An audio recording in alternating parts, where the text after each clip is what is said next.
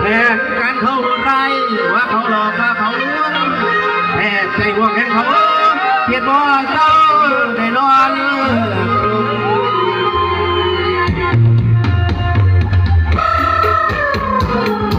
เก้าพี่น้องเก้า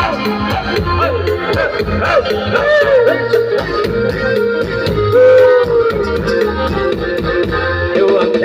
เอ้ยทำไมได้เลยคิดถึงเขาจังมึงเอาหมดความรักยังรักไม่ได้กันถ้าจิตตาบอกว่ามีมันไม่นานก็ผ่านถึงแม้แสนนานตั้งใจดีคืนนี้ต้องยืนจริงเรื่องผู้หญิงไม่มีแต่โทรหาวันเล่นเราเพื่อเข้าตาคือกายหน้าคิดไปได้หน่อยเดียว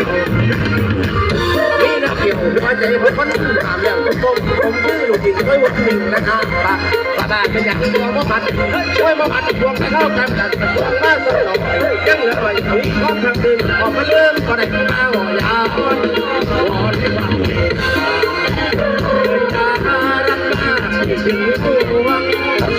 วเธอวันฉันจะรวมให้มาลวงแต่มาขอซื้อเข้มหน่อยนะเพื่อใจหน่อยนะใจพันอะไรไม่ตีเอาแก้วที่ประดับที่มีทางเดินนี้เดินทางไปดีก็พาเราให้มาออกเพราะว่าขอมันไม่ฟังแต่เจ้าเราสีว่าสดย้ำบนตะวันเด็กๆไว้ให้แข็งกว่าคุณดวงดีอยากให้รับรู้เจ้าได้แต่หัวใจคิดถึงน้องเอาเงิน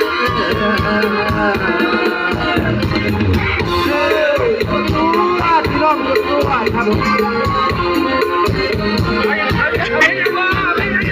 เอาพร้อมยัง